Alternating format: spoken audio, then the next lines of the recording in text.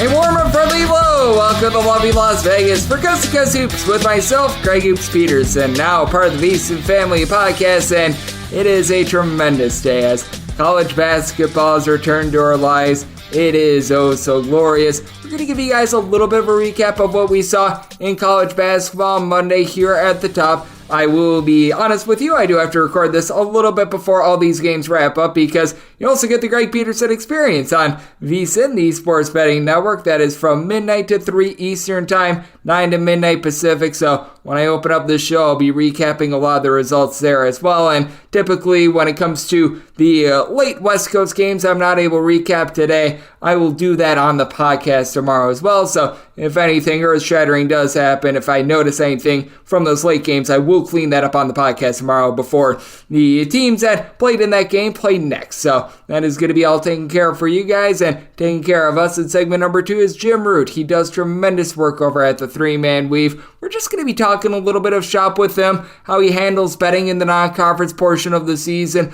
when to and when to not make adjustments on some of these teams as well. It's one of the toughest things for any handicapper. I can tell you right now, I struggle with it. I'm sure that I'm speaking to a lot of people that when it comes to having expectations versus reality, it is a case where sometimes it is a little bit difficult to do. I mean, that extends past college basketball. That extends to life in general. But that said, we're going to be talking about that. We're going to be talking about a few teams that he felt a little bit more bullish/bearish on just coming into the season. Some of those late things that might have caused him to either be a little bit more bullish or bearish on a team as well. And we'll also talk a little bit about whether or not you should use trends with regards to some of your handicapping when it comes to non-conference play. And on top of that, if you do use trends, how you should use them rather than having them be an end-all be-all, using them as a little bit more of a guide. So we're going to be talking about that in segment number 2. In the final segment, not quite as expensive of a board as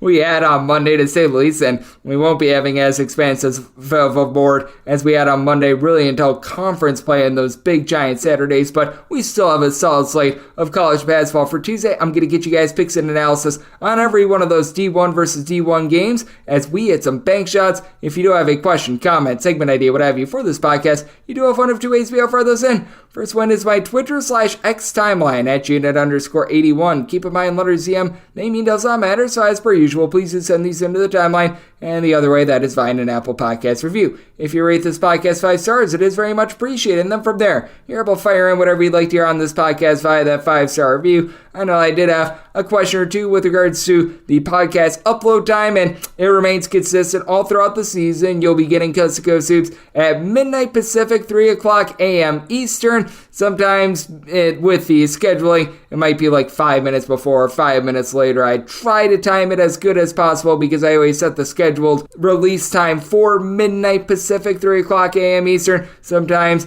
it just loads in there a little bit early, a little bit late, but right around that time. So for those of you guys out there on the East Coast sleeping, driving into work, it'll be there for you in the early a.m. And on top of that, why there's no lines on games involving like Piedmont State and things like that, and that's just because the Las Vegas betting board only recognizes Division I versus Division I games. Like we had 187 in total on Monday, so some of those games, like with Mercer losing to Clark Atlanta, that was not a game that was up on the Vegas betting board because Clark Atlanta, not a Division I team. So I do want to be giving you guys picks and analysis on all these games. It makes no sense to give you guys picks and analysis on games that we cannot make money on, so I limit it to the games that we can make money on and lessens the workload a little bit on myself as well. But that said, we've done all the formalities. Let's take a look back at everything that we did get on opening night Monday, try to find some trends, and try to get to know these teams a little bit better.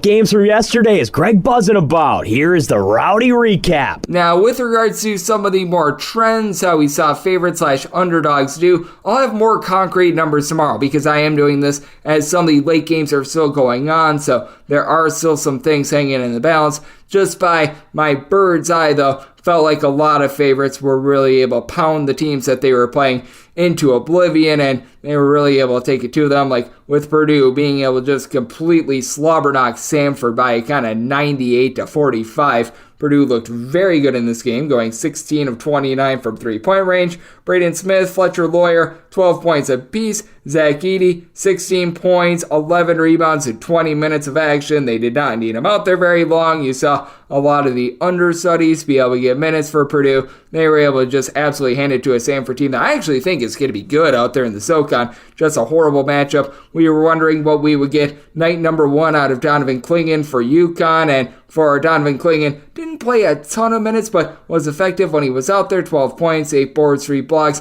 a easy win and cover for UConn by kind of 95-52. And in case you're wondering, Purdue, yes, they did cover the spread. That one, I've not seen Purdue have to lay north of 45 points ever, but for UConn, they were laying about 26.5 in this one. Just looked very impressive in all facets against Northern Arizona, so they got that done very easily. Tennessee got it done very easily against Tennessee Tech. 80-42, as we have seen this from Tennessee quite a bit in the past, where they just hold these teams to like 40, 45 points. They once again looked very good with regards to their defense. Now, if you're looking at some of the bad, I mentioned one of them, Clark Atlanta, a non-Division I university. I will say, a fine non-Division I university, but if you're a D1 team and you lose to a non-D1 team, that is the epitome of brutality. For Mercer, they lost by a count of 71-64. It's a Mercer team that I had my question marks with coming into the season. They went 7 of 30 from three-point range. It's not even like Clark Atlanta lit the world on fire. They went 5 of 16 from three-point range. They actually lost the turnover battle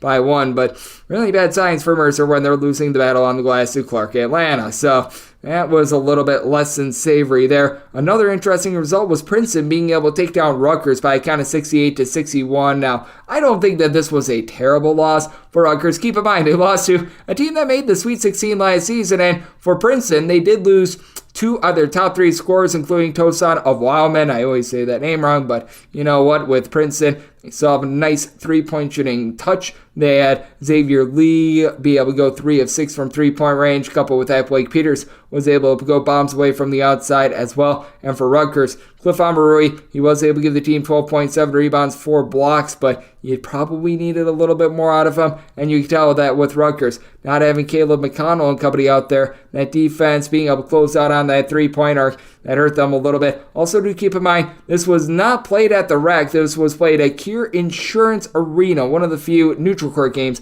that we did see on Monday. Our DK Network write-up picks, they made a statement on Monday, which that makes me feel very good. Wrote up Oregon laying the points and UMBC on the spread as well. Oregon, they win. They cover against Georgia 82-71. And a takeaway that I did have from opening night, this game was very much at the forefront of what I was talking about. Lots and lots of fouls called night number 1. It's something that I personally am going to need to probably shade up my totals on just a skoge if we continue to see this, as this game involved 49 total fouls. And Folly Dante, by the way, 16 points, 21 rebounds, 2 steals, and a partridge and a pear tree. That was pretty amazing to say the least. But for Oregon, they did a nice job holding down Georgia. Georgia only shot about 34% from the floor. It was interesting the way that they were running their rotations, as they had Jameer Abdul-Rahim be able to put in there 18 points, but you tell that Georgia was just a little bit out of sorts, and for Georgia, they lost the battle on the glass 63-41. So that was a little bit less than terrific. And for Louisville, they escaped with their lives against mighty UMBC 94-93 is the final. UMBC opened up as a double-figure underdog, closed at 7.5. So if you took that network pick early or late, you got there on all fronts with both of them. So always feel good when we're able to cover all numbers as well. You don't want to have people listen in late and get caught in the dark and everything like that. But you know what? For Louisville, they did have Mikey James go off for 25 points, 10 rebounds, and very much more of an offense-oriented approach with Louisville. With defense, they did not play any of it, as Deion Brown put in their 28 points for UMBC. UMBC does go 11 of 21 from three-point range, and UMBC wins this game outright if they don't go 12 of 22 from the free throw line. Now, Louisville as well went 24 of 39 at the charity stripe. Once again, lots of fouls called in this game. That is something that I'm going to be factoring in a little bit more. I do think that free throw shooting should be at the forefront of what we are really making adjustments on for this upcoming college basketball season with what I saw night number 1, but that certainly was a little bit of a takeaway. If you're looking for a a nice underdog that was able to cash for you. McNeese State, as in a lot of places, a double-figure underdog. They get it done outright against VCU by kind of 76-65. VCU is without Sean Bairstow, one of their big-time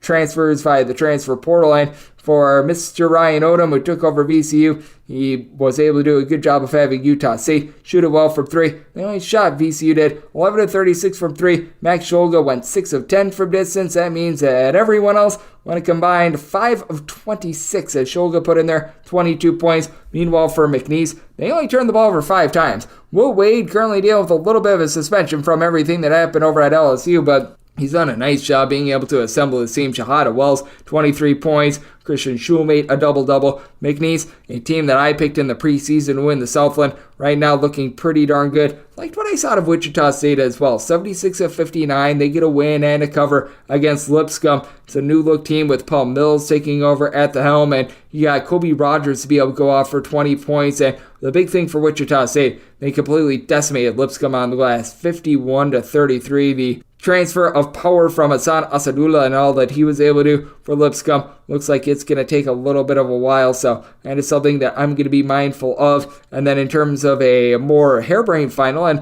one that I do feel a little bit more sock up about this team, Pittsburgh, they put up a hundo against North Carolina A&T. Now, North Carolina A&T, another coaching change in the offseason. It's probably going to be another rough year for them on the CAA, but for Pittsburgh, they go 12 of 29 from three-point range. You had a triple-double, by the way, out of Carlton Carrington, 6'5" freshman that went a little bit under the radar, 18 points, 12 boards, 10 assists. As I'm doing this podcast, I don't think that there was anyone else that had a triple-double. I might be mistaken on that, so big performance there. Ohio State, they're a team that coming into the year, I was feeling a little bit more bullish about them, and they got a scare from Oakland, 79-73. And for Oakland, this is a team that can be one that booms and one that busts. And Rocket Watts, talk about a bust. He had 0 points in this one, and if he was more useful than a poopy-flavored lollipop, Oakland might actually win this game outright, but he did have Trey Townsend be able to chip in there 17 points. Team goes 14 of 35 from three, while Ohio State 7 of 25 from three, and does call into question what we are going to be able to get out of Ohio State this season. After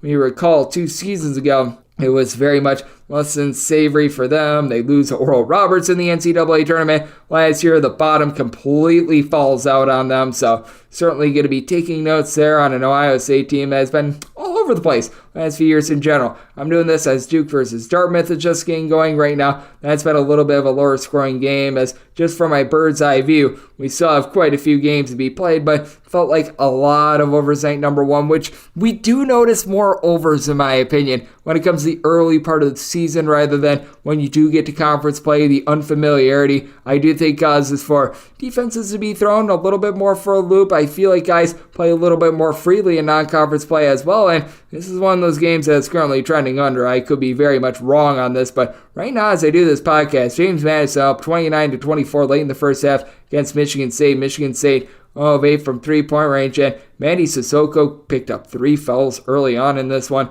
James Madison has just been taking it to this Michigan State team, so right now that is looking very much less than savory. What is looking good is Iowa State, as I record this, they're up 71-29 with about 10 minutes remaining against UW Green Bay. Unless if we see something very strange, Iowa State is going to be able to win and cover. And for Iowa State, one of the top teams in all of college basketball in terms of defense last season, and perhaps they have found that three-point shooting pop that they needed a little bit more of last season. Millen, I am going to say this last name incorrectly, even though he comes in from good old Wisconsin. Mamosilovic, he was able to go, as I was recording this, 6 of 7 from three-point range, 18 points. He figures to be one of the biggest impact freshmen in all of college basketball, and I do think that Sundance Wicks is going to be able to get things turned around over at UW Green Bay. Might be a little bit of a work in progress, but I do think that he's going to be able to do some good work. Might be a little bit of an uphill battle there. LSU, shock, surprise, surprise, as I record this, they are currently up by 47 points against Mississippi Valley State. So once again, Mississippi Valley State not looking like they are going to be in for a great year, so you can always bank on that, and I feel like we can bank on Houston being able to cover some big numbers. As I record this, 20 minutes have passed in their game against Louisiana Monroe, and they're up 53-22. This Houston team just year in and year out. They take you to the woodshed. They do an amazing job of just playing some tough, gritty defense, and we should be seeing that from them once again this season. And it's looking like Kansas, because I led off at the top talking about teams that they were just able to boat race their opponents.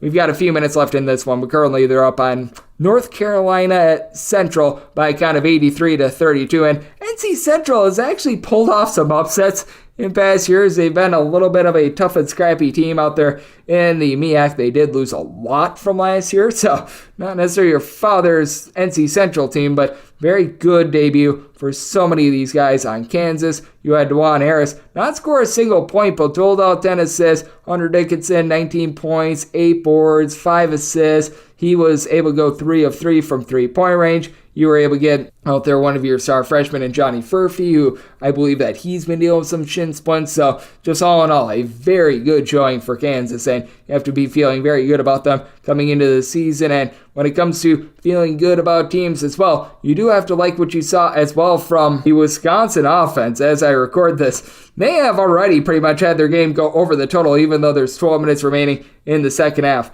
At the end of the first half against Arkansas State, it was 56-41, despite the fact that Wisconsin did not make a single three-pointer in the first half. They are currently shooting, as I record this, 64.5% from the floor, and it's really been a balanced attack for this team. Chucky Epperin has led the way with 15 points, but for Wisconsin, they hit the transfer portal. They brought in A.J. Storr. He's been able to give the team 13 points. You've gotten quite a bit down low out of Stephen Krull, Tyler Wall, and for Arkansas State, it's very clear they are looking to play much, much more up-tempo this year with Brian Hodgins taking over. He was one of the assistants over at Alabama after a season ago. This was a team that was very much more pedestrian, very much more slow, so that is something that I'm going to be putting in my ledger and putting in my notes as I took that game under, and well, that under did not hit, and this was something that hit as well. If you laid the points with Villanova, they were able to get the job done against American, doing this as the final 30 seconds are winding down, and Villanova's up by a count of 90-63 for Villanova. Good debuts for a lot of the guys that did come into the program. TJ Bamba was able to put in their 13 points. Tyler Burton, 15 points, 7 rebounds. And what you really like to see from Villanova, just 7 turnovers in this game as well. They were a team that, coming into the season, I was feeling quite bullish on. We saw what they did when Justin Moore was actually available in the fold last season, and I do think that they're going to be able to elevate off of that this season as well. And for American, their team I think is going to be halfway decent out there in the Patriot League as well. They just ran into a little bit of a buzzsaw in this one, so we've got a few games I'm going to be polishing up on the podcast tomorrow. Also do want to point out that Providence, they win 78-59 against Columbia. This was a little bit dependent upon your closing number, and you're going to have quite a few of these games that are going to be a bit more dependent upon your closing numbers. Didn't see a lot of bad beats from the early portion of the schedule. If we do get some bad beats, I will certainly be recapping those on the podcast as well. I do beer reviews, so I'll pour one out for you, but I know that this was a Providence versus Columbia game where I felt like 50% of the market was at 18.5, 58% was at 19, so you do want to be always trying to be able to get the best of the number, as Providence was covering for much of the game, and I know that Columbia was able to make a little bit of a charge shorts back half of the game to be able to try to get within the number. And in terms of these recaps as well, for those that remember last year and remember my baseball podcast, I will be taking a look at what we're seeing in terms of overs and unders once the data is actually in the system. Like I said, I'm doing this while a lot of these games are going on for Monday, so we are unsure what the over/under ledger is, what percent of favorites we're able to cover, what percentage of underdogs we're able to win outright, things like that, but I will be doing that on the podcast moving forward, starting tomorrow as well, as that hard data comes in. And a man that's got some cold hard facts, a man that knows exactly what he's doing when it comes to betting college basketball, that is Jim Root. He does amazing work over at the 3-Man Weave. Coming up next, we're going to be talking with him about just gauging some of these teams towards the early part of the season, how he approaches betting on non-conference games, why sometimes you want to be a little bit more hesitant in games with big spreads, taking a look at utilizing betting trends when it comes to non-conference play, and so much more. Nice wide-ranging chat with Jim coming up next right here on Coast to Coast Hoops with myself, Greg Hoops Peterson, now a part of the BC Family Podcast. Sports betting innovative analytics has taken the guesswork and emotion out of sports betting to bring you an innovative and trustworthy resource to enhance your journey to becoming a winning player. With industry-leading money-back guarantee options backed by their sophisticated modeling, they want to introduce you to a system that's not widely seen or available to help you beat the bookmaker. Specializing in NBA, college basketball, and WNBA, your first week is always free. Get started at SBIA1.com today. And we're back in lovely Las Vegas for Coast to Coast Hoops with myself, Greg Peterson, now part of the VC Family Podcast, and it is always great to be joined by this man, Jim Root. Does terrific work over at the 3-Man Weave, which you're able to follow at the number 3MW_CBB. Also doing great work with Field of 68 Action Network, much like myself, a man from the great state of Wisconsin, and his Twitter/X feed is Second Chance Points. That is the number 2ND Chance Points all together. Jim, it is always a pleasure, my friend. Thank you. Yep, pleasure to be here, Greg. I appreciate you having me. As we get right into the games here, man, it's time. It's actually time to get down to it, handicap some hoops, watch some games, and hopefully win a few bets. That's the goal, if we can do it. Yep, you and I have been preparing for this since April. The games they just got going on Monday, so obviously now is a good time to be able to strike. And how does your handicapping, just out of curiosity, vary from right now, the very beginning part of the season, as opposed to, say, conference play in like January and February? Because I do think that what's unique about college basketball is that you do have to handicap these non-conference games, in my opinion,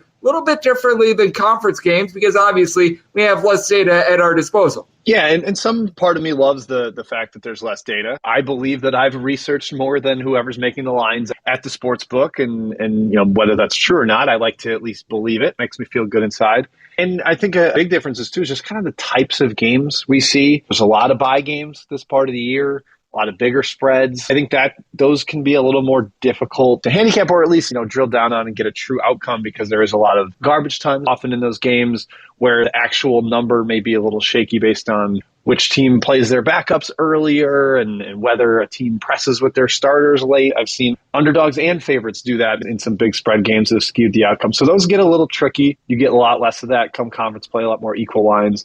So I do try to target the games that are closer to teams that are equal to each other. If I can get a lot of pick'em games or -1, -2, -3, where it feels like the outcome is more true to the nature of the teams. I just have in the past have had a little bit of trouble with some of those larger spreads and ending up on, the wrong side of variance with them. I do try to aim towards those games that are closer to teams that are equally matched. And every single year we see some of those games where it's like Lindenwood catching 27-28 against Missouri was a popular one from last year, and that was one that I was on the wrong side of. Those are games are a little bit tricky, and I typically am not a trends player with college basketball because, as we know, year in and year out, these rosters vary quite a bit. What you saw the previous year, you might not be getting the next year with the transfer portal, one-and-done players. But I do think the one time that we can use trends is on some of these coaches that do/do not cover these big numbers. Like I was mentioning it for Monday, Houston, them laying a big number against Louisiana Monroe is something I felt a little bit better about because I take a look at the track record of Calvin Sampson, and he's actually had a lot of success being able to cover these big numbers, whereas there are some coaches like Coach K back in the day, he would always play his backups those final few minutes and like those 25 to 30 point spread games. Is that something you might be willing to take a look at? Because I personally don't use a lot of trends in college basketball, but I feel like this is one of the few times where if you have a coach that has been around for quite a while, you can use a little bit of that data. Yeah, definitely. There's certain coaches like the splits matter where a certain coach is better as an underdog or as a favorite. I think those are really worth looking at. I think Harvard is the number one example of that where they're much better as an underdog. And to your point, Calvin Sampson in Houston, the biggest one for me in terms of a coach that loves to cover big spreads is actually Iowa. Maybe people are going to remember them losing at home outright to Eastern Illinois as like 31-point favorites last year. But I do, and I don't have the exact data in front of me. I apologize to the listeners, but Fran McCaffrey is something like a 70% bet when they're a 15, 20-point home favorite. That offense is just thermonuclear. They do not stop in the second half. They put up triple digits. They're a good bet for the over, too. So they've got North Dakota Tuesday, Alabama State Friday. Those are two games I'm definitely going to be looking at the Hawkeyes because they've just shown over and over again that they love to smash those lesser teams, that the offense is good enough, and they love to get up and down. That is another one, too, for totals, is certain coaches play really fast, early in the year. Let their boys run. I think Mick Cronin's a good example of that, a guy that's known for playing in the half court and grinding it out. He actually, first week or two of the season typically does let his guys get up and down and figure things out a little bit before he starts to micromanage and tweak things and get it down into his more half-court style. So to your point, it is very useful to find specific coaches and find specific situations. Trends are useless if you can't give them a reason why, but if you can, like McCaffrey loving to win big, I think there's actually a value to them because you can give a reason to it and it makes sense and it adds up. And that's kind of the thing where you can zero in on it and start to bet it. And I got you a specific number on that Iowa trend, by the way. Since the beginning of the 2019-20 season, Iowa 16-4 against the spread as a favorite of at least 18 points. That is a big, giant trend right there. So pretty good. Yeah. Yep. To your point, that is one to really be watching out for. As you mentioned, there was that one outright loss to Eastern Illinois, but you know what, sans that, it's pretty solid. And I do think that because of the recency bias, that might actually provide a little bit of value for that Iowa game on Tuesday. As Jim Root of the Three-Man Weave is joining me right here on Coast to Coast Hoops. And I do think that that's part of this early season that we can take advantage of as well, because certainly we're going to take a look at these Final Four teams from last year, like Florida Atlantic is going to be playing against Loyola Chicago. Miami's going to have some early season games. They played against NJIT on Monday. List goes on. And here we'll fade these teams. But I do think that recency bias with these teams in the NCAA tournament that either flamed out earlier than expected or made a deeper run than expected. In the case of Iowa losing outright to Eastern Illinois, you go down the list. I think that that's something that we could utilize to our advantage in the early part of the season, just that recency bias as well. Late season results, especially the tournament, always seem to color. I mean, you look at some of the biggest differences between computer rankings and human rankings, and it's pretty much all teams that either went really far in the NCAA tournament, i.e. Miami, Florida, who's outside the top 40 in like every single computer ranking you can find and is in the top 15 of like every human ranking, or teams that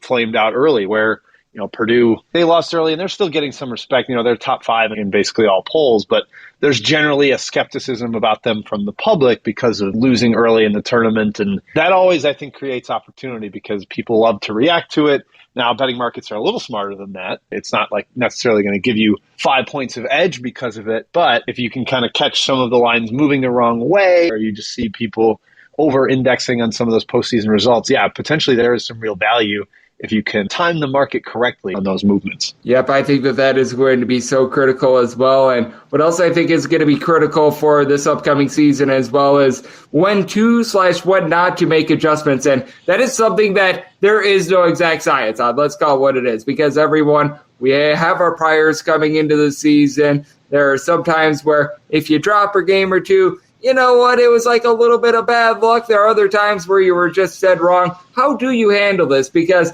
there's going to be a lot of instances where you're going to be right, Jim. There's no question about it. You did amazing work over there at the Almanac, but I always think that it is very difficult to gauge like a team or two that maybe they don't cover when you think they're going to in the early part of the season, and how to adjust from that, I always think is one of the most difficult things to do as a handicapper. Oh, 100%. Like you said, I will get some games wrong and I will get some adjustments wrong for sure as we go throughout the year. That's the beauty of having 362 teams. Hopefully you can get more than half of them right and end up okay there. But yeah, when I do whiff early on, try to dig in to figure out the reason why. If I laid 10 with a team and they lost outright, is it because the other team made 16 of 28 threes, and I can kind of say, maybe that was a little more shooting variance than anything. Or did they get, my 10-point favorite, did they get out-rebounded and outscored in the paint and generally just outclassed by a team that was perceived as a double-digit underdog?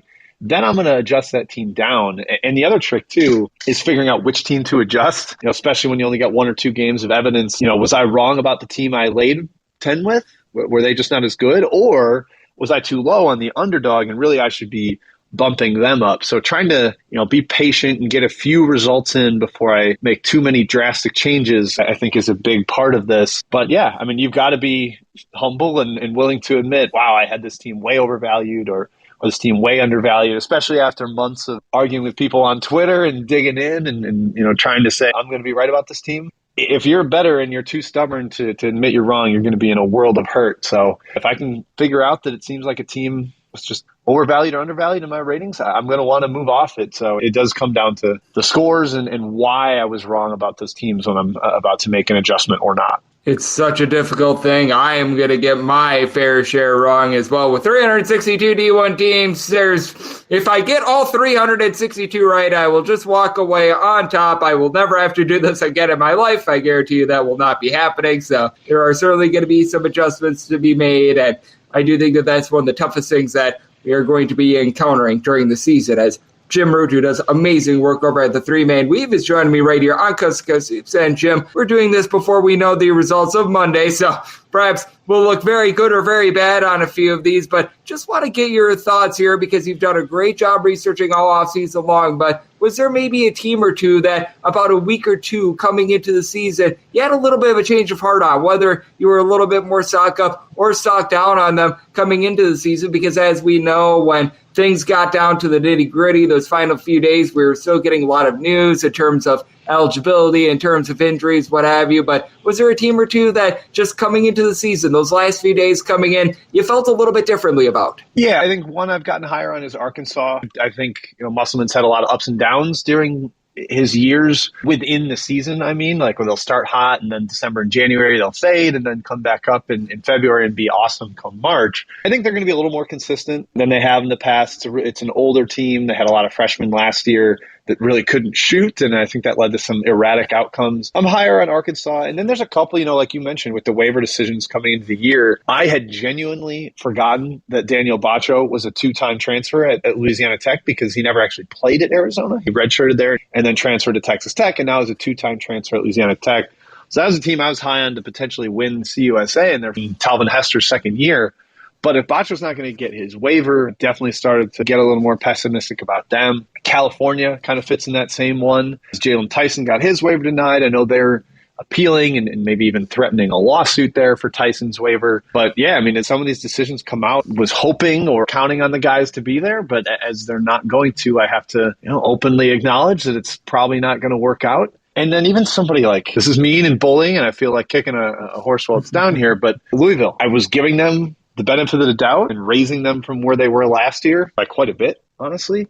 But that loss to Kentucky Wesleyan and watching it just kind of played out the exact same way things did last year. They took really bad shots offensively. They kind of lost focus sometimes defensively, and they were horrible on the glass against a team that was smaller and less athletic than them. So that was one, like I mentioned, with those scores. It wasn't because Kentucky Wesleyan got hot and made threes. They just outscored Louisville in the paint. They out-rebounded them. I actually knocked Louisville a little bit, down closer to where they were last year. Not quite as bad, but down there, and it's certainly a team I have circled to fade early on in the season. And I still can't forget Kenny Payne after that Kentucky Wesleyan loss saying that, he needed 2 more rebounds out of Emmanuel Okafor, and Okafor did not play a single minute in the game. Like, that just shows complete incompetence right there. It's like, yeah, it's hard to get 2 more rebounds from a guy that you didn't put into the game. So I had to be a little bit more stocked down there, but I'm always stocked up on you, Jim. You do amazing work over at Three-Man Weave. You're going to be doing a tremendous job all season long, along with our good friends Ty and Matt. So let the good people at home know it's all on tap for you and how people can follow along on social media and other platforms. Yeah, so if people have not yet, please buy the Almanac, our super comprehensive preseason publication. CBBAlmanac.com. An interview with every coach, 1,300 words on every team. A lot of really good insights on there. I think you can find some good over and under nuggets if you're looking for the right things, and can definitely give you an idea of who might be undervalued or overvalued by the market too. So I think for a gambler, it can be a really valuable resource. And then we are 3MW_CBB on Twitter. That's Three-Man Weave. We will be tweeting all through the year. Might have some daily best bets that we'll put out from there and just general college basketball thoughts and discussions. So that and our weekly podcast, Three-Man Weave College Basketball Podcast. Check out that as well. It comes out on Wednesdays. At least that's the tentative plan as we go forward in the season. But check that out as well. We appreciate anybody that's willing to go over and give us a listen. The trio of Jim, Kai, and Matt, 3 of the best in the business. It's always great to get any of those 3 aboard. Today it was our good friend Jim, who hails from the great state of Wisconsin, much like myself. Always great to get him aboard. Big thanks to Jim for joining me on Coast to Coast Hoops, now part of the VC Family Podcast. And coming up next, it is that time of the podcast. I give you picks and analysis for every game on the betting board for this College Basketball Tuesday as we hit some bank shots.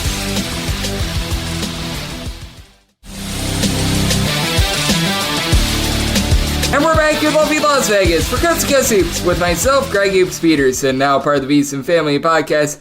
It is always a pleasure to get Jim Root aboard. He does amazing work over at the three-man weave. Really, all three of those gentlemen over at the three-man weave. Jim, Kai, and Matt, they do an absolutely amazing job taking a look at this game that we all know and love. Felt like there was some really good tidbits and some really good advice there from Jim. If you're having a little bit of a tough time getting started to begin this college basketball season, looking for ways to be able to attack the board, some nice angles, so it was great to be able to get Jim aboard. Big thanks to him for joining me in the last segment. Now it is that time of the podcast. I give you picks and analysis on every game on the betting board for this College Basketball Tuesday as we hit some bank shots. Most financial establishments close at a certain time, but not here. It is time for a side and total on every game on today's betting board bank shots.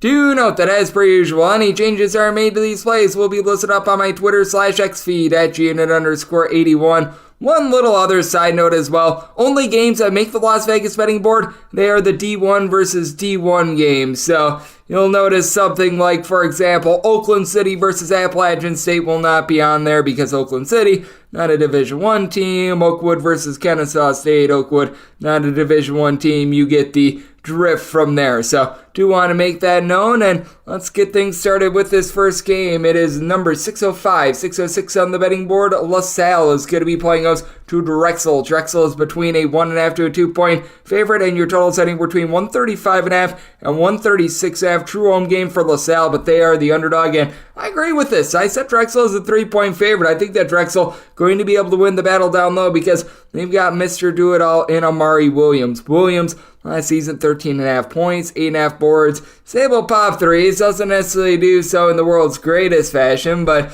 he makes up for it by being able to generate for the team nearly a steal and a half, north of 2 blocks per contest. I just don't know how LaSalle is going to be able to bust through. Last year, LaSalle had the Drame brothers. The Drame brothers, they are now both out of the fold, so that doesn't help. They're over at Duquesne, so they are going to be having to rely quite a bit more on their backcourt.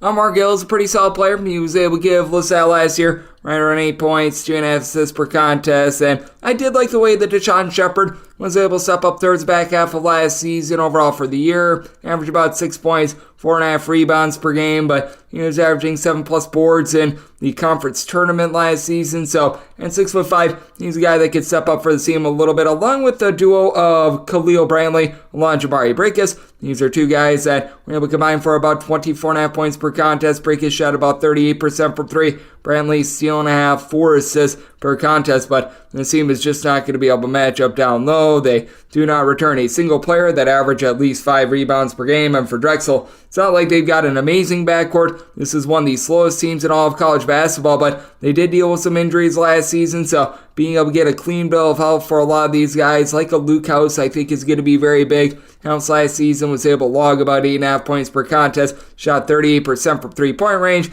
He also returned someone like a Yami Butler, who was able to do a good job towards the back half of the season, and the under-the-radar transfer of Lucas Monroe, who comes over from Penn, about 5.6 boards, 2 assists per contest. He's that sort of fulcrum player that is not going to demand too much of the ball, but can really help out Justin Moore in the backcourt, and I feel like should be able to make Drexel pretty formidable this season. As a result, I did set Drexel as a 3-point favorite. Drexel was in the bottom 40 last year in terms of total possessions per game, a top 50 team in terms of points allowed on a per possession basis as well, so I do think that this is going to be a little bit of a low-scoring slog. Willing to lay up to 2.5 in this spot. Also set my total at a 131, so diving under to go along with Drexel laying up to 2.5. 607, 608 on the betting board. Mount St. Mary's is on the road facing up against Maryland. Maryland is between a 21.5 to a 22-point favorite. Your total is 132, and I did set Maryland as 22.5-point favorites at the 21.5/22. Not really jonesing to lay much more here, but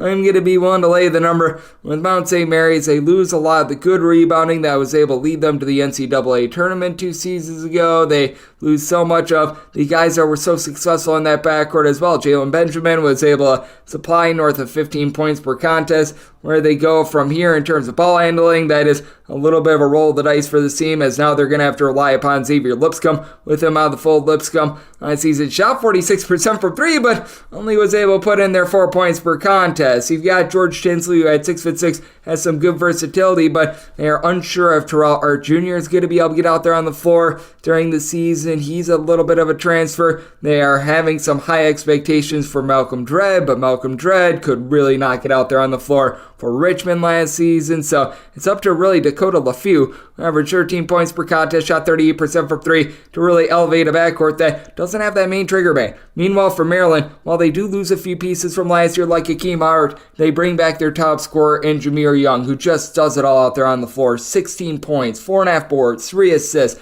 Absolutely love the way they stepped up from Charlotte. Now, with Maryland, a little bit of a suspect three-point shooting team. Last year, they shot as a collective about 33% from three-point range, and one of their top three-point shooters in Ian Martinez is now on the full, but Dante Scott is able to supply 6 rebounds per contest. Julian Reese is able to give you 7.5 rebounds per game. With Mount St. Mary's, typically they're a good rebounding team, but now with those guys moving on and being out of the fold and having questions with Art Jr. coming over from Presbyterian, that really puts things into flux for this team. And Maryland, I thought, did a very good job of bringing in some nice pieces via just the class of 2023 in terms of freshmen. I do think that Jamie Kaiser Jr. at 6'6" is someone that you want to take note of. Deshaun Harris-Smith and so many of these other freshmen like Amadi Traore, I think that they're going to be able to make an instant impact for this team. And then you're able to pair them up with someone like a Jordan Geronimo. He comes in from Indiana. Has always been a relatively solid outside shooter. Last year was a little bit out of sorts, but I also think that Noah Batchelor could be able to take a few strides forward after he didn't see a lot of playing time last season as well. Maryland's very deep. Mount St. Mary's really lacking a ball handler, and you've got two teams that are looking to play super duper slow. I see where they're coming from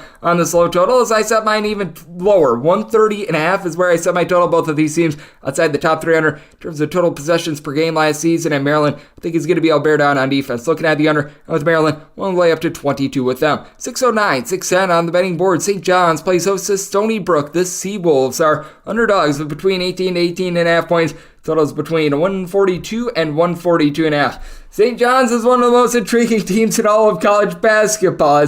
They've got 100 billion transfers, but I am going to be willing to trust in Slick Rick Pitino. I set St. John's as a 20-point favorite. They're going up against the Stony Brook team that, quite frankly, I just don't think is going to be very good.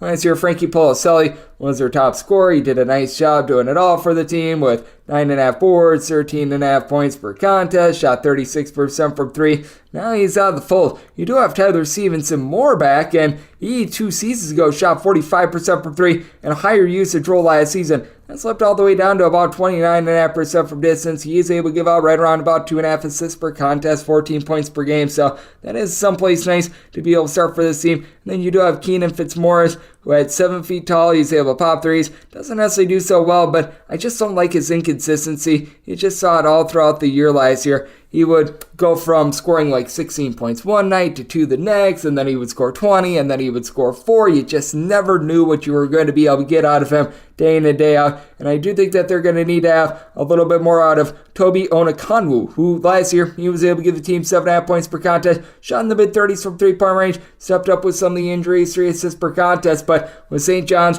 they should have a lot of the guys that were missing when they lost to that D2 Pace College in the exhibition game back at full. George Soriano should be good to go. Last year, 15 points, 12 rebounds per contest. He's really the lone holdover from last year's St. John's team. Slick Rick Pitino made it known that he wanted to build his team around Mr. Soriano, and he's brought in a lot of guys to be able to do so. Dennis Jenkins knows this offense. He played with Rick Pitino last season at Iona. 5 assists, 15.5 points per game, shot 36% from three for a team that made the NCAA tournament. You've got to be expecting Chris Ledlum to be able to give you some good defense as well. Cruz Davis should be good to go, though I don't think he's going to be playing a ton of minutes because you've got Jordan Dingle as the top returning player in college basketball in terms of points per game. Last year, only Antoine Davis scored more points per game than he did, and for Jordan Dingle, what I really liked from him last year is that he really never bottomed out. He scored in double figures in every one of his games last season. I think that he had one game where he scored 12 points, and that was his season low. So Jordan Dingle doesn't really give you a whole bunch of clunkers. He is a high-usage guy, but I do think that against a Stony Brook team that has some question marks, really doesn't have a lot of true big men, that St. John's should be able to cook down low. And I do think that Rick Pitino is going to be playing a little bit more of an up-tempo style as well. I did set my total at 146, going to be looking at the over. And with St. John's, set them as a 20-point favorite, so we'll want to lay up to 19.5 with them. 6'11", 6'12 is going to be the DK Network write-up pick. Iowa is playing us in North Dakota. North Dakota is an underdog of between 18.5 to 19 points. Your total is 152 to 153. Did set my total at a 153.5. Not really willing to go anything north of 153 over, but going to be willing to go with the over. My right-up pick, this is going to surprise you. I typically stay away from the bigger spreads, but I said Iowa is a 25.5 point favorite. We talked about this in the last segment with Jim Root. Iowa, since the beginning of the 2019-20 season, as a favorite of at least 18 points, 16-4 against the spread. It is a little bit of a changing of the guard. The Murrays are out of the fold. Keegan and Chris Murray have both now moved on, but they bring back a nice trio on Patrick McCaffrey, Tony Perkins, Peyton Samford. These three guys will combine for about 32.5 points per contest, and with Iowa, this is just a completely different team at home rather than on the road. At home last season, they scored at least 75 points in every single one of their games at Carver Hawkeye Arena. Meanwhile, on the road, they averaged 22.1 points fewer per 100 possessions than they did at home. They also, Iowa did, shot about 38.6% from three-point range at home. That compared to 28.1% on the road. And for North Dakota, you were expecting a little bit of upside with Tyree Iheanacho returning to the program.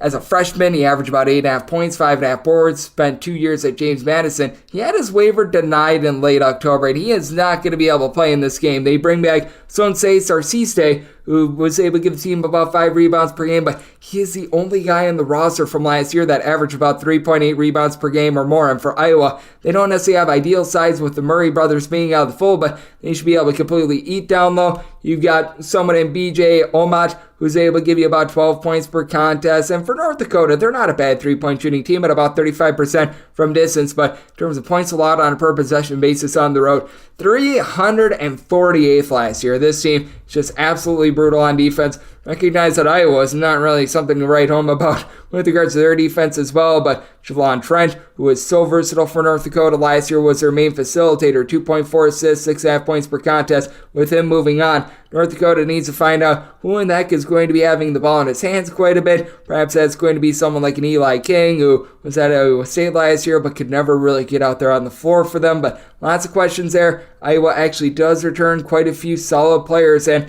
I do think that for Iowa, with the way that this system is, they are going to see some year 1 to year 2 bumps for guys like Josh Dixon company. I like the fact as well that they bring in Ben Krikke from Valparaiso, who's able to average north of 19 points per contest. He should be able to really help out and give some versatility. My write-up pick is on Iowa. I trust in them being able to cover this big number. I was willing to lay up to 25 with them. And also set my total 153.5, so looking over. And my write-up, that is going to be laying the big number with Iowa. 613, 614 on the betting board. It is Northern Iowa on the road facing off against North Texas in the Battle of Norths. You've got North Texas as a 4 to 4.5 point favorite. Total between 131 and 131.5.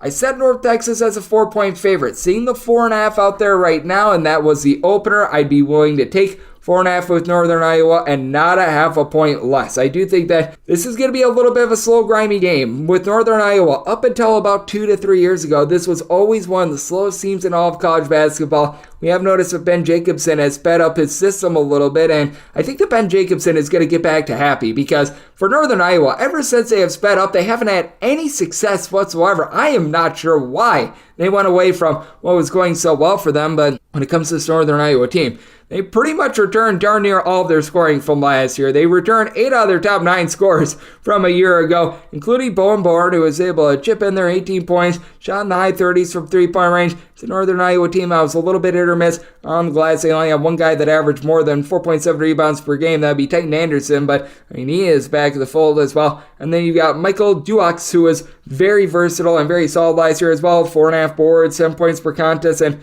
just it felt like got better as the season went along, as he was able to do just things that help the team win in general. Not necessarily the world's greatest three-point shooter, but he's able to go out there and step back, hit a couple triples. Meanwhile, for North Texas, this is a little bit of a regime change as Grant McCaslin is over at Texas Tech. They did keep things in-house, and that does mean that they are going to be returning a few pieces that made this team successful from last year, like a Reuben Jones, who logged about 7 points per contest. I still think that this is going to be a slower team. I don't know if they're quite number 1 in the country in terms of fewest possessions per game, but Moulay Sissoko has replaced Abdul Usman. We did see him get meaningful minutes in the NIT, and in the NIT, those final 3 games, he was a complete animal. He had 30 rebounds in those final 3 games that he played in the NIT. That was against Oklahoma State, UAB, and Wisconsin. Not necessarily the world's greatest scorer, but also had 4 steals in those 3 games as well. He was able to supply 25 total points in those 3 games.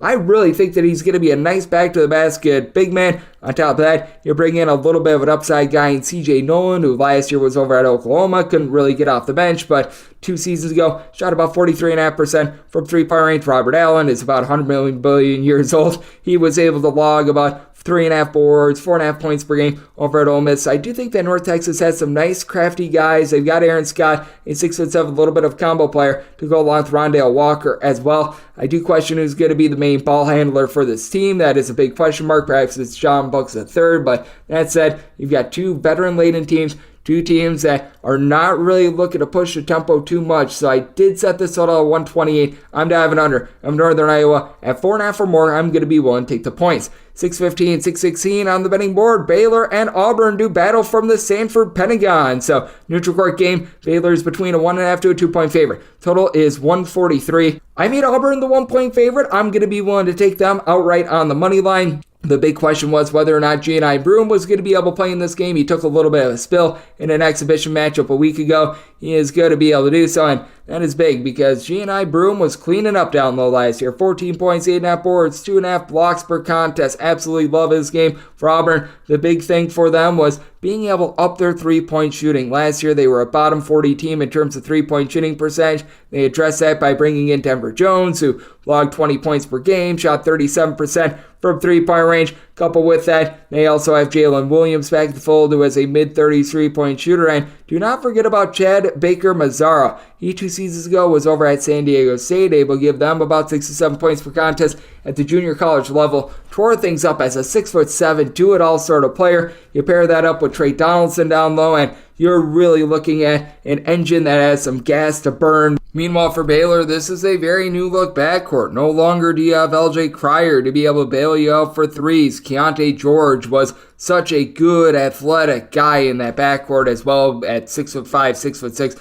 was able to do a little bit of everything now. Good news is Jalen Bridges, Mr. Do-It-All for this team. 10.5 points, 5 boards, a block, a steal per contest last season. He's back in the fold, 6'9", has good versatility, and got to be expecting a little bit more of a bill of health for these guys down low. Caleb Lohner, Jonathan Chamachachua. I do expect quite a bit more from them, and I do think that the transition for Ray J. Dennis back up to the power conference level is going to be one that'll be a little bit more seamless than a lot of people think. He began his career at Boise State, not quite the power conference level, but a very, very good level of competition last year. He was able to tear it up at Toledo, 19.5 points, 5.8 assists, shot in the mid-30s from 3-point range. Will need to play better defense. Scott Drew is probably going to try to instill that in them, but you did see Baylor really lack a little bit on defense in general last year. Auburn was able to do a very solid job of being able to reject shots down low. Dylan Cardwell doesn't necessarily score a lot, but he's a good defensive big man, and I think that that's going to be a little bit too much for Baylor to overcome. I think that Auburn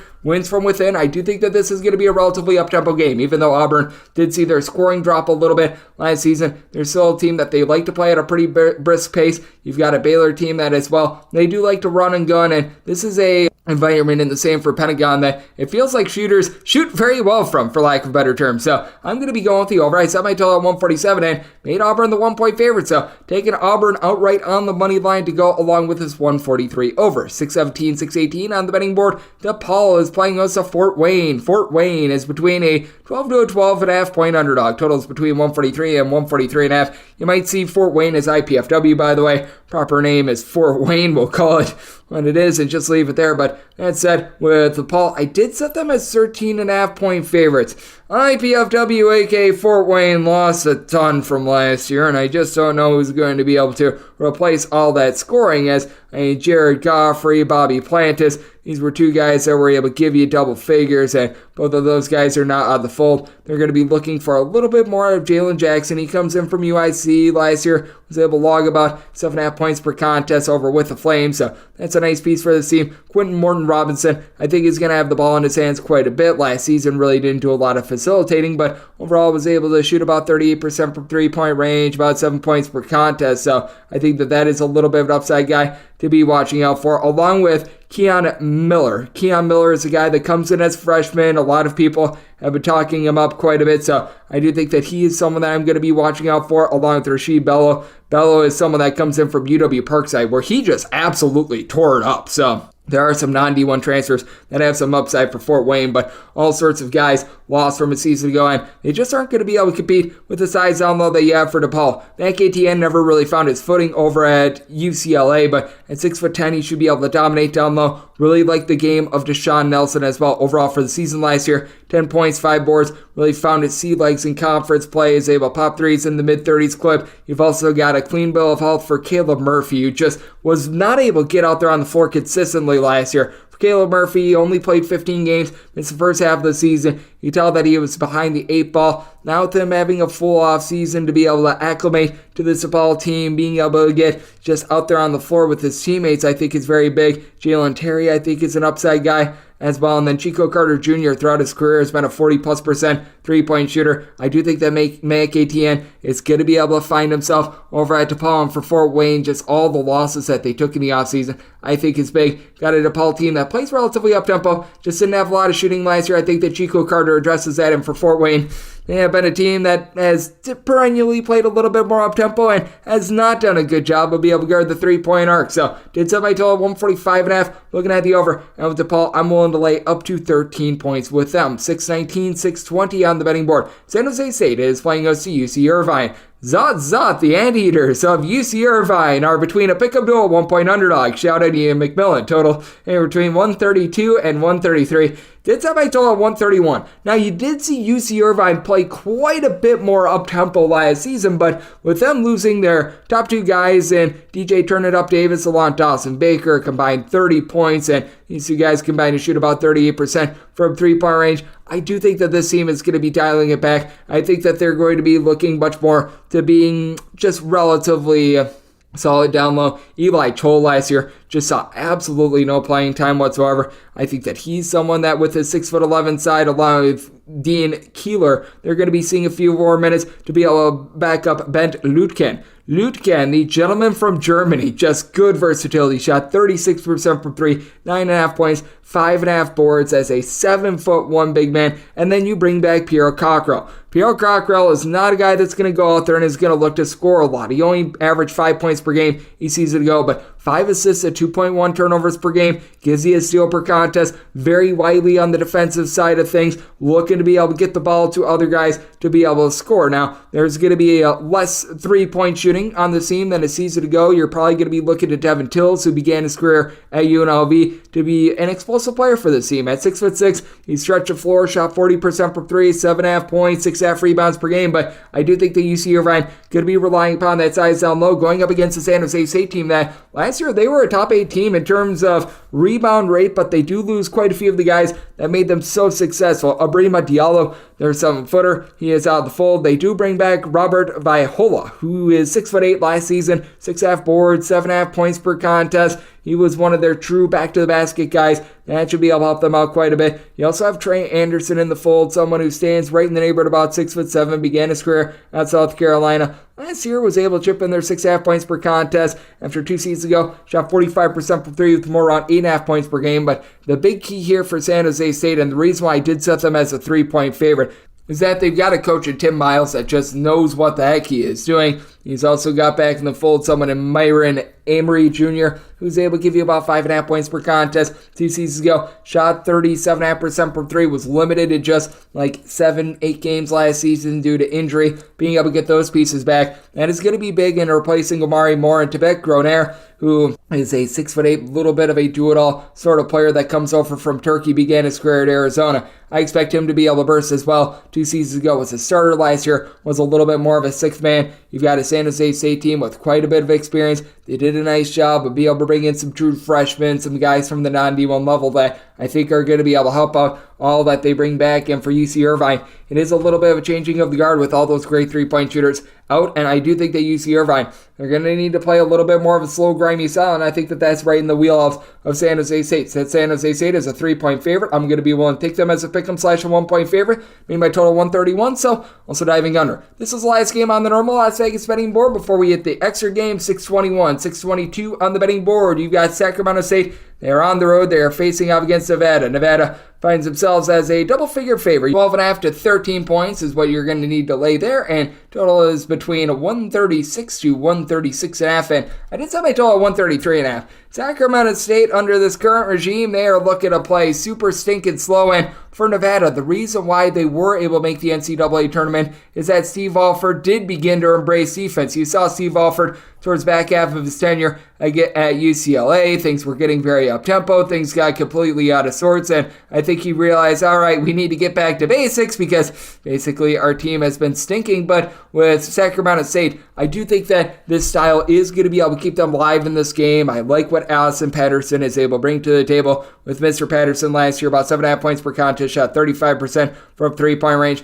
David Patrick used to be the coach over at UC Irvine, so he's got those connections to some nice big men like Moyne, who last year had 6 boards, nearly 10 points per contest, a block per game. I do think that this team is going to be pretty solid down low. I expect some nice upside out of someone like a Duncan Powell as well, who comes in after last year. He was out of the program. He should be able to give this team a few rebounds per contest. Quadri Adams, I remember he began his career at St. Bonaventure, upside guy there. And then on the flip side for Nevada, you do lose quite a few of the pieces that made this team so successful from a season ago. They're not necessarily big-time scorers like Trey Pettigrew, who only averaged about 3.5 points per contest. You had a do-it-all player in Darion Williams, who's now at Texas Tech, 7.5 points, 7 boards, just was a really good defender in general. Now, who you do bring back is Jared Lucas. Lucas, he's able to play multiple different styles of defense. You go from man-to-man to zone. He is very effective in both of those. 17 points, 38% three-point shooter. Good on offense, good on defense. I absolutely love his game. And then I do expect a little bit more of a burst this year from Trey Coleman as well. Coleman has been a starter for this team for quite a while, but has just sort of been a guy, I think is the best way of putting it. 6.5 points, 3 boards, a steal per contest. Not that I think that it's giving you 15 plus points per contest, but I do think that he's going to be a little bit more assertive for this team. Tylen Pope at 6'6" should be able to give you some nice rebounding down low coming in from Tulane, and Keenan Blackshear, someone that at 6'6" shoots it well from three-point range as well. But I think that Sacramento State is going to do what they do best. Make this game bowling ball shoe ugly. Make this super duper slow. I think that Nevada gets a win, but it's going to be much like going to the dentist. It's going to be no fun whatsoever. It is going to be rough and tumble. So that is why I'm going to be willing to take the points with Sacramento State. Set this line at 11.5. I think Nevada's going to try to play a little bit more up-tempo than they did last season, but I think that Sacramento is just going to stick them in the mud. I do think that in the end, Nevada's athletes are going to be able to win out, but not cover this number. Take the points with Sacramento State, made by total 133.5. So also diving under. Now let's hit the extra games. The normal betting board picks are complete, but there are some extra games today, so we go into the bonus. 306, 511, 306, 512. Indiana is playing us the Florida Gulf Coast. Florida Gulf Coast, a 12.5 point underdog. Totals between 143 and 144. I said Indiana's a 14.5 point favorite. I'm going to be willing to lay this number. I feel like some people are just a tad higher than I am on this Florida Gulf Coast team. Well, Florida Gulf Coast, no question about it. I do think that Patrick Chambers beginning to turn this program around. You do have some nice athletes out there. Last season, he was able to bring in a lot of guys via the transfer portal, like an Isaiah Thompson, who became the team's top scorer, 15 points, 3 assists per contest.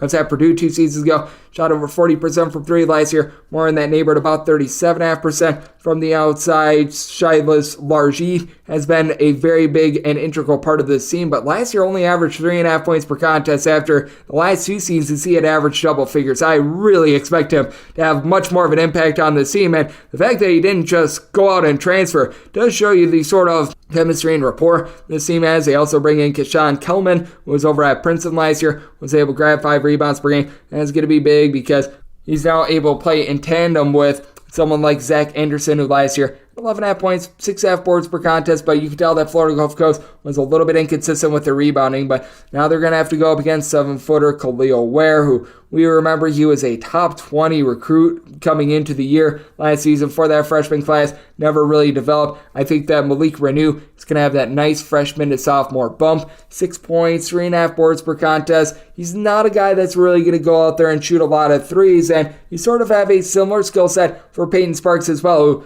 out there in the MAC, he was very good over at Ball State. 13.5 points, 8.5 boards. You've got all sorts of size with this Indiana team. Now, the question mark that you've got for Indiana is the backcourt. They've got Xavier Johnson back at the fold, who had a season last year cut short. He only played in 11 games. He was doing a better job of taking care of the ball. 5 assists per contest. It was the first time in his college basketball career in which he did not score double figures, averaging 9.9 points per contest. Part of that is because he was ruled out of one of the games after about 9 or so minutes, or else he would have been a double-figure scorer, but I like his upside. If you got Mackenzie Mbakpo, he had a little bit of an off-season rest. I think that he might be suspended for this game, so something to keep in mind as well. But all in all, with Indiana, the backcourt, a little bit of a question mark, but I do think that Trey Galloway, someone who had 6'5", when he's able to get things cooking, he's able to shoot it really well from three. Shot 46% from three. He's going to be able to offer quite a bit of help in that backcourt. With Indiana, I think that they just absolutely eat down low. They do a good job of being able to dominate the glass, and that'll allow them to be able to cover this game. So, did set Indiana as a 14.5 point favorite. Willing to lay the number. Did set my total at a 140.5. I do think that Indiana going to be playing a little bit more slowly, going to be playing through their big men this year. So looking at the under, and I'm willing to lay it with the Hoosiers. 306-513, 306-514. UMass plays host to Albany. Albany is anywhere between 8.5 to 10-point underdogs. Totals between 145 and 146.5. With UMass, I did set them as an 11-point favorite. I like the hire of Frank Martin 2 years ago. I don't think he's necessarily done the world's greatest job with this UMass team thus far, but I do take a look at this Albany bunch, and it's a little bit of a band of misfit parts, I think is the best way of being able to put it, because last season you had Gerald Drumgoole, who was able to put in their 13 points per contest. He was really able to get things going, and I just still remember 2 seasons ago, things were really getting going, and then there was a little bit of a scandal that rocked this program. I know that their coach had some harassment things come up against him, so that really hurt recruiting. I felt like they did a little bit of a better job in the transfer portal this offseason. They bring in Rhode Island Sebastian Thomas, I remember he was a relatively highly thought of recruit, was a part-time starter last year, about 3 assists, 6 points per contest, not a great scorer, but someone that's able to give out the ball. You bring back Jonathan Beagle as well, 12.5 points, 7.5 boards per contest. These are nice pieces to be able to build around, along Tyler Bertram, who last time he was in the American East was averaging double figures over at Binghamton. And for UMass, it is a bunch that had a little bit of a turnstile with some of the guys that they bring in, but I do think that Josh Cohen is going to be one of those guys that goes from the NEC and has instant production at the Atlantic 10 level. Last season at St. Francis of Pennsylvania, very nearly 22 points, 8.5 boards, 2.5 assists per contest. He knows what he is. He is not going to go out there and try to shoot threes. He's going to leave that to guys like a Rasul Douglas, who he was a former top 150 recruit over at UConn. He's going to leave that more to these good backcourt pieces. Someone like Jackson Cronin might be able to see some minutes this year. They also bring in Mathak Majak. He is 7'3", a little bit of a project. I don't think he's going to be seeing minutes over Cohen, over someone like a Matt Cross as well, but Cross as well, guy that last year averaged 12 points per contest, one of the few guys for UMass that wasn't completely injured throughout the year last year, shot about 35% from three. UMass, they looked worse than what they were a season ago because darn near half their team got injured. I do think that with Frank Martin, when he had a full roster out there, he was able to do a good job of instilling some defense while at the same time having the team play a little bit more up-tempo. I think under Dwayne Killings, Albany going to be looking to reel it in a little bit more on defense. They were a bottom 50 team in terms of points allowed on a per possession basis, and for Albany, I do think that they're going to play through Beagle a little bit more down low. I think that UMass wins the battle in the backcourt. Set UMass as an 11-point favorite, willing to lay up to 10.5 with them. Did somebody total at 143 as well. I do think that the UMass defense going to look a little bit more like they did towards the front half of the season last year. So looking at the under and willing to lay with UMass.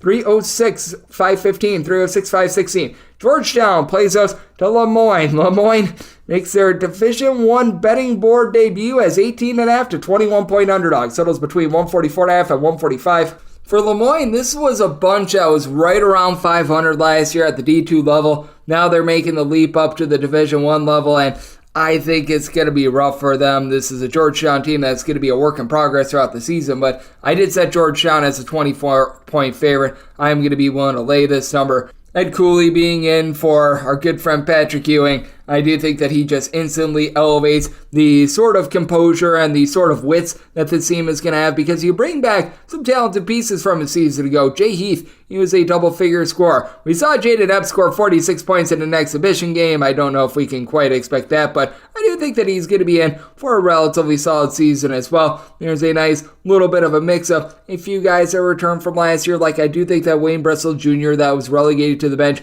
he is going to be able to burst. We saw him during the 2019-20 season while he was out in the MEAC register about 12.5 points per contest, was a 40% three-point shooter. I think that Cooley is going to be able to lock him a little bit. Now, Ismail Massoud might be out of the fold for a little bit of time. I have factored him out. Someone who's 6'9", comes in from Kansas State. Very good three-point shooter. But you got Supreme Cook, who is a 8+ rebound per game guy over at Fairfield. And with Moyne, you just simply don't have a lot of size with this team. You bring in someone like Kaheem Cleary, who was actually at the D1 level for a little bit of time. He played in the MAC for Ball State about a year or two ago, so that's going to be able to give this team a little bit of upside. I think that Luke Sutherland, who began his career at Siena, he was able to do some nice things at the non-D1 level for Moyne last year. That's nice. And then you got Mike DePrisa along with Nathan McClure. They were a part of that IUPUI team that you may recall during the 2021-22 season. They were down to such few guys that they had to have open tryouts on campus.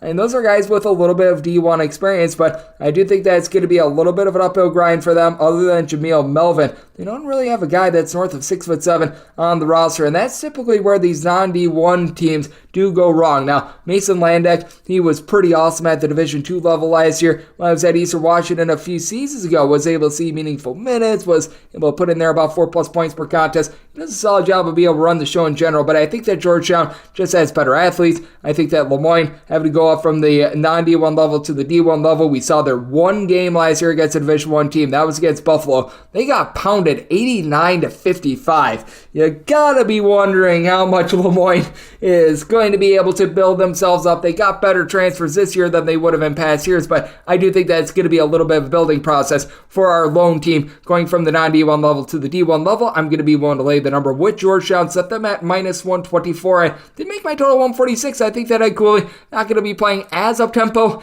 as Patrick Ewing. There should be a little bit more defense, but I do think that this is going to be a bit more of an up-and-down game. So looking at the over, I want to lay it with Georgetown. 306-517, 306-518. Vanderbilt plays host to Presbyterian. The Blue Hosts are between 17.5 to 19-point underdogs. Totals between 138 and 139.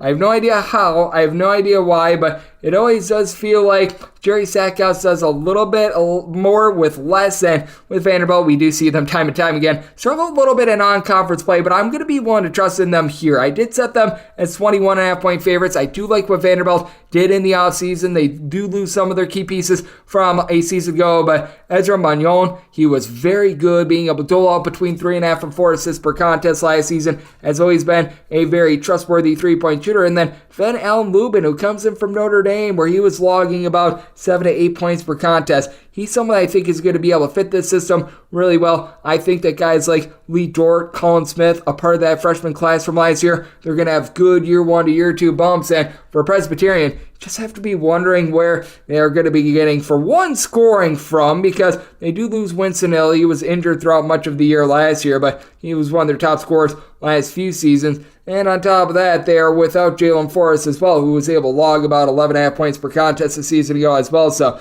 that really hurts this team. You're looking at Crosby James to be a little bit of a do-it-all guy. 9.5 points, shot about 31% from three-point range, but was another one of those guys that was incredibly inconsistent a season ago. You have someone in Jamari Harvey, who I do think that he's got a little bit of upside. Last season was playing over at UNC Wilmington, was an afterthought. If you go back to his freshman year at UNC Wilmington, logged more around 7.5 points per contest, as a career 35% three-point shooter. That is someone that is going to be able to elevate this program a little bit, but you still have the question mark of who's going to have the ball in his hands. I've been hearing some nice things about Trevon Reddish-Roan, who's been a little bit of a glue guy the last few seasons. Kobe Stewart at 6'6", he's able to handle the ball a little bit, but that's a big question mark for this Presbyterian team, and you just really don't have a lot of size in general. Among guys that saw action last year, you don't have a single guy that is north of 6'7". Vanderbilt should be able to win that battle on glass with having the 6'10" Dort, in my opinion, taking some strides forward. On top of that, you bring Tasos Cabateros, who was over at South Dakota last year, shot over 40% from three, double-figure score. I think that Vanderbilt should be able to overwhelm a Presbyterian team that,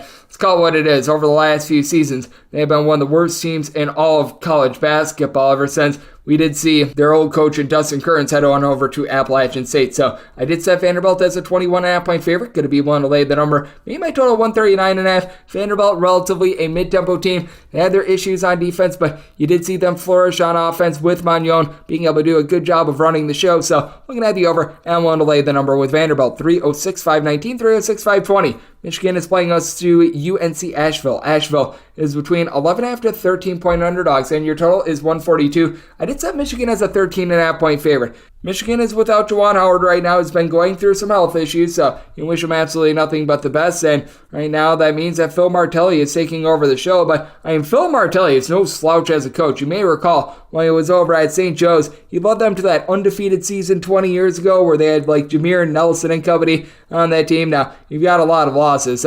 This team did not make the NCAA tournament last year with 3 first-round picks and Hunter Dickinson. That was a pretty abysmal failure, but having Damari Burnett out there, I think is going to be very helpful. On top of that, I do expect a nice little year number 1 to year number 2 bump for Doug McDaniel as well. You tell that Doug McDaniel did a better job of running the show than when Jalen Llewellyn was out there. 3.5 assists, only about 1.6 turnovers per game, shot 35.5% from 3. Not an assertive scorer, but just a guy that did a good job of making things flow. You've got Trey Jackson, someone who had 6'10", I think is going to be able to do a good job of hitting the glass, and Olivier Kamwa at 6'9", he's able to pop threes. He was one of the better defensive players in all of college basketball last season. Now, I don't expect a lot out of somebody like a Will Cheddar, but Terrence Williams II is another guy that I expect some nice leaps forward from, even with Jace Howard out of the fold. I do feel bullish about this Michigan team, and for UNC Asheville, this team does have a little bit of a kryptonite of giving up the three-point arc. Now, they themselves bury 39% from threes, but you've got an Asheville team that as well. They turn the ball over 14 times per game. Now, on the flip side for Michigan, this is a bunch that was outside the top 300 in terms of turnovers for us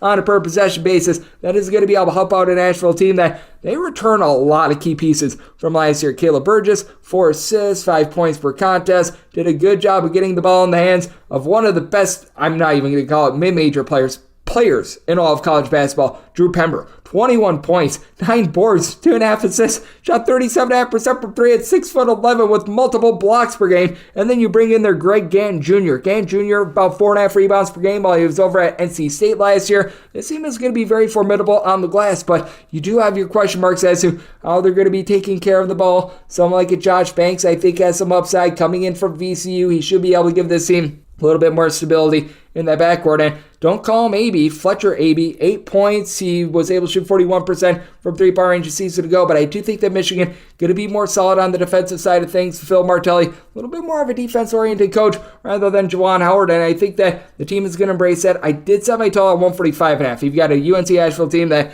I think that they're going to bury some threes, but at the same time, they're going to give up some turnovers that allow Michigan to get some wide-open buckets. Asheville has their deficiencies on defense themselves, so looking at the over, and I'm willing to lay up to 13 and not a half a point more with Michigan, and we wrap things up with 306-521, 306-522. You've got Creighton playing us with Florida A&M. A&M is between 30 and 31.5 point underdogs. Totals between 134.5 and 136. Willing to lay up to 31.5 and not a half a point more with Creighton. I made them 32-point favorites with Creighton. I do think the people putting them in the top 5 might be going a little bit far, but this is a Florida A&M team that I think that they are going to get completely decimated. Florida A&M last year in terms of points scored on a per-possession basis was in the bottom 5 in all of college basketball, and have to replace a lone guy that was able to give you a double-figure amount of points per game in Jared Tillman. So you got a lot of pieces that are just in flux. Now, they do bring back Dominguez Stevens, who actually began his career over at Seton Hall. He only played 20 games last season due to injury. 8.5 points, shot 42.5% from three-point range, but was all over the place. I mean, the last 5 games of the season last year encapsulates it very well. Scored 0, 6, 17, 3, 16 points. You just don't know what you're going to be able to get night in, night out of him. They lose their top rebounder in Jalen Bates, and they just really don't have a pipeline for bringing in talent. Jace Barrs is someone that should be able to give you about 5 rebounds per game at 6'8". He's an okay guy.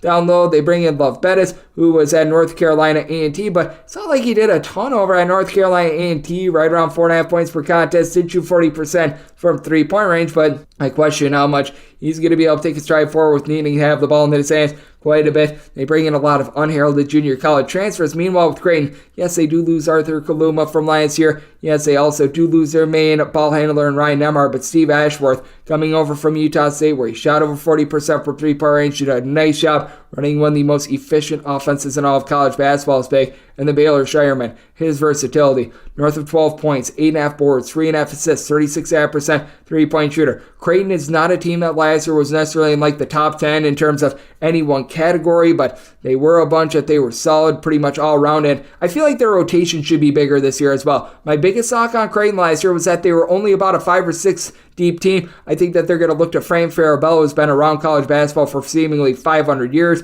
Frederick King, when Ryan Kalkbrenner was out of the fold, he was able to fill in very well. And oh, by the way, you've got a guy in 7'1" Kalkbrenner who's able to give you multiple blocks per contest. He's able to pop threes. He's able to give you 10 plus rebounds per game. I love his game. You've got Mason Miller, I think, should see some minutes. Jonathan Lawson is a very good glue guy that comes in from Memphis. Isaac Trout, who comes in from Virginia, he should see some meaningful minutes as well. I think that Creighton is going to be going a little bit deeper, and that is a big difference maker for them on the national landscape. Want to lay up to 31.5 with Creighton. I did set my total at 142. Creighton is a very efficient offense. I think under Steve Ashworth, they're going to be playing a little bit more up-tempo. And Florida A&M, they were a average to below average defense, and I think against this Creighton team, they are going to have all sorts of issues. So I'm going to head the over, and I'm going to be willing to lay it with Creighton up to 31.5, and that will wrap things up for the Tuesday edition of Coast to Coast Hoops, now part of the VSiN Family Podcast. A big thanks to Jim Root of the Three Man Weave for joining me in the last segment. If you do like hearing from this fine podcast, Coast to Coast Hoops, you're able to subscribe wherever you get podcasts, Apple Podcasts, Google Play, Spotify, Stitcher, and TuneIn.